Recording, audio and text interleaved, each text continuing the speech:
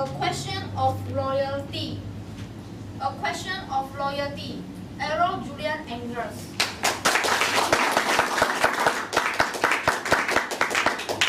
Hope changes everything. How I hope we dare to change. Contest check. Hello Toastmasters, ladies and gentlemen. How many of you are registered voters? Good. How many of you are going to vote for the first time? Very good. So this speech will be appropriate for this contest. Some of you might be wondering, how come I'm going to talk about politics? If you check the Toastmasters website, it specifically mentions that politics, race and sex, specifically not disallowed. It's how you treat the matter. So let us think about it. We are going to have the general elections, so politics becomes very important. Why? It affects all our lives, no matter what you say, politics, dirty, whatever. It affects your lives. So we should look into this topic seriously. In 56 years, we have had the same political powers in the government, which is the UMNO, MIC, and MCA. And over the years, basically the other two have become very small little products. If you study entropy, the engineers in the room will know what is entropy.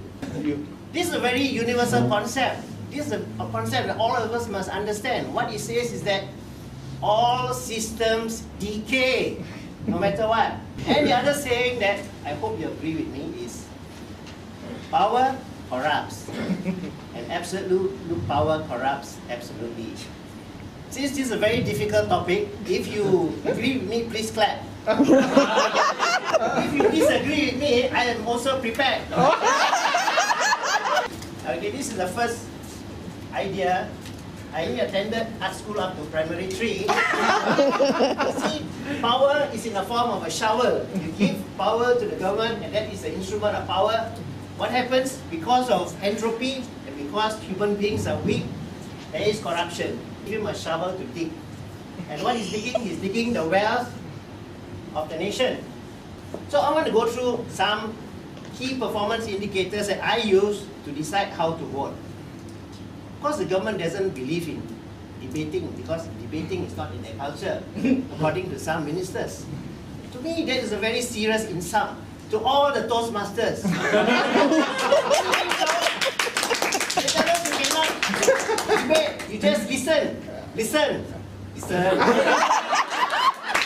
So what performance indicators am I talking about? First of all, law and order and the justice system. How many of you have not heard of someone who's been robbed, handbag been snatched, house broken into, car stolen? How many of you? Most of you have heard of somebody, right? Yeah. Or maybe some of you have experienced it. My wife experienced it. We have had our house broken into. The policeman came and took evidence away. Now, after 15 years, evidence still in the police station. And we have not heard about it. I've got 2 serious cases. One is murder of Altan Tuya. Up to today, only 2 masked men have been convicted and sentenced to death. How many of you have seen the faces? This could be a new version of the Witness Protection Act. You don't know who's been convicted. Second case is murder of Teo Beng Hock. Up to today, nobody has been charged with his murder. Second KPI, which I'm very serious about, is poor quality of education in Malaysia. Malaysian education system has been dumbed down for the past 25 years. So much so now we have thousands of graduates each year who have no jobs when they graduate. Can you imagine that? We have destroyed maybe 2 or 3 generations of young Malaysians. The third issue I have is high cost of living. Proton has been around for a long time, MAS has been a long time, and they still say Proton needs government help, otherwise they cannot survive. Right? Forrester.